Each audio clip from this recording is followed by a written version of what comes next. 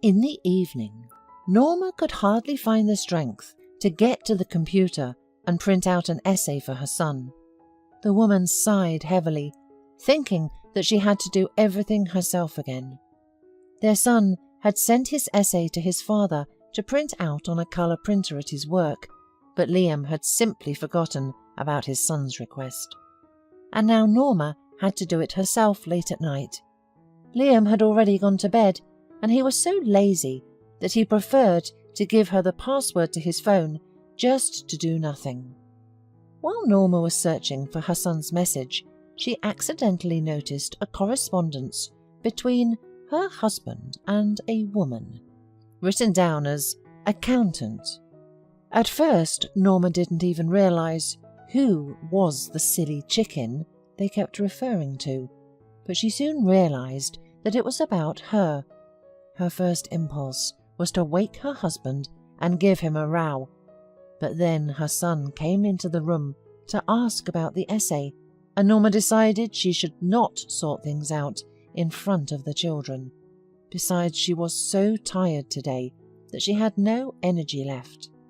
Norma sighed, promised her son to print out the essay and sent him to bed, while she returned to her husband's correspondence with his mistress. He had probably marked the woman as accountant so that his wife would not guess anything.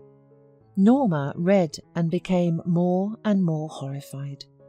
It turned out that her husband and his mistress were constantly discussing Norma's health, literally waiting for her to leave this world and making plans for their life together. Tears came to her eyes. She did have a disappointing diagnosis, cancer, and probably she could understand her husband because for him life would continue in any case. But what he planned to do with their children was beyond her comprehension. As it became clear from the messages, her husband's mistress was a fierce, child-free, and did not plan to have her own, much less raise Liam's children. She was going to live her whole life for herself, and Norma's husband was in solidarity with her. "You're right, there are many problems with children. My wife wanted to and forced them on me. Be patient, honey. This silly chicken doesn't have much time left. With a diagnosis like that, she doesn't have a chance. And then I'll send the children to a boarding school." Norma did not know what her husband's mistress looked like. There were no pictures, but for some reason she imagined her like a young, well-groomed woman, not like her, exhausted from work, household chores, and a serious illness.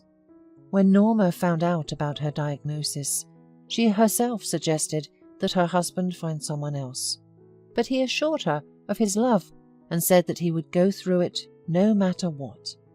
Norma then imbued with respect for Liam, but it turned out that it was all a cruel deception.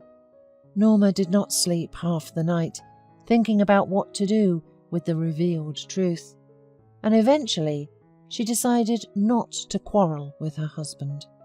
The woman became more thoughtful, but Liam did not pay any attention to it, explaining it by her admitting the impending end.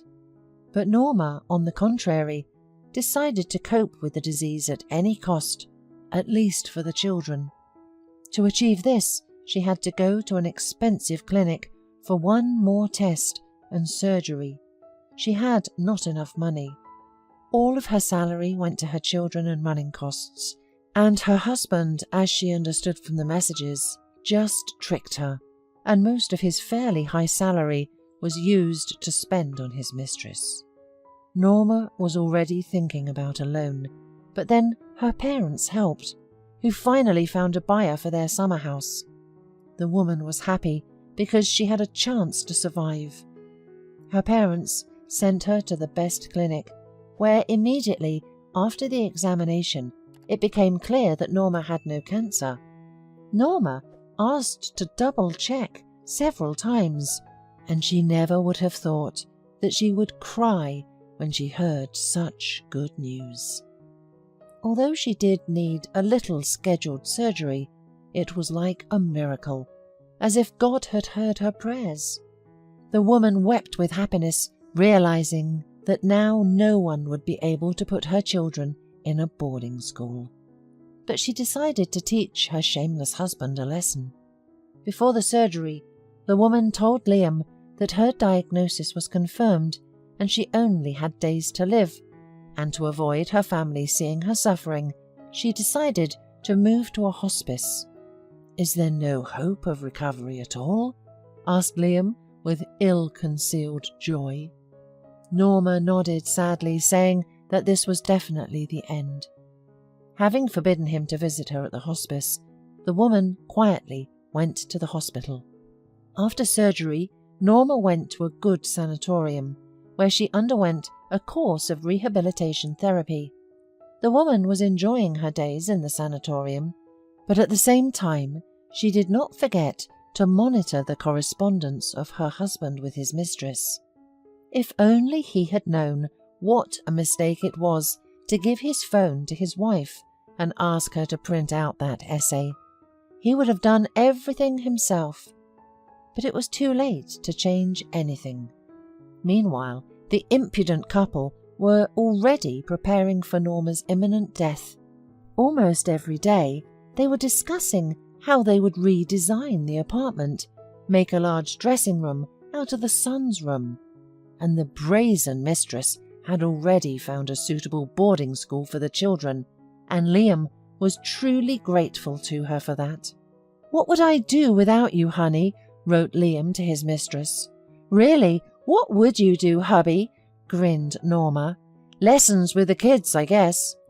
Monitoring this stuff every day was disgusting to Norma, and as soon as she felt rested and refreshed, she decided it was time to end it all and crush her ungrateful husband's illusionary plans for a happy future. One day, Liam received a call from his mother-in-law, saying that she was going on a vacation with her husband and planned to take her grandchildren with her.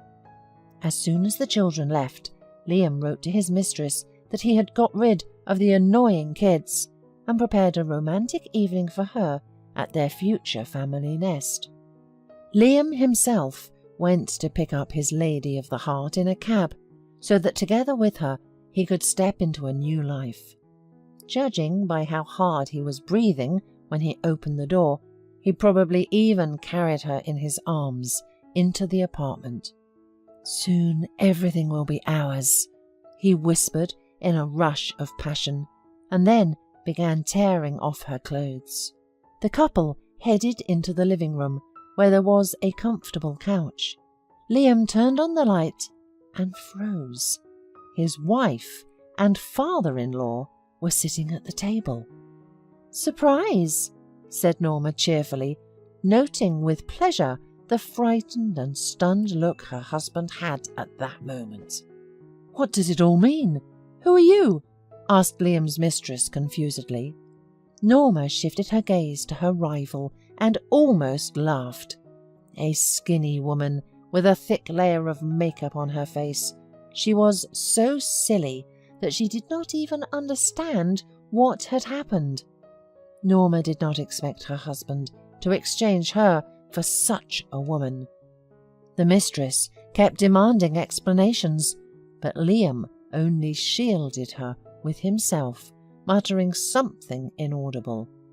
Suddenly the doorbell rang. Norma went to open it. It turned out to be a courier bringing food from a restaurant. The woman brought the packages of food into the living room and looked inside. "Wow, the food here is only for 2. Well, that's okay. We'll divide it up for everyone. Bring some plates," she addressed her husband's mistress. "I don't know where it is." The woman was confused. "Really? But I thought you've already studied the whole layout here," answered Norma, looking questioningly at her husband. And only then Liam's mistress realized what it was all about, and shouting curses, ran out of the apartment. Norma's father followed her with a glance and grinned with a shrug.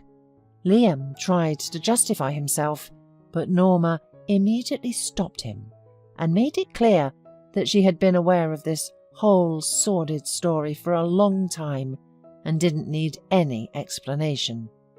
I have already consulted a lawyer, and I advise you, while I'm being kind, to pack your things quickly and get out of here far away," she said coldly, while her father went to change the lock on the front door.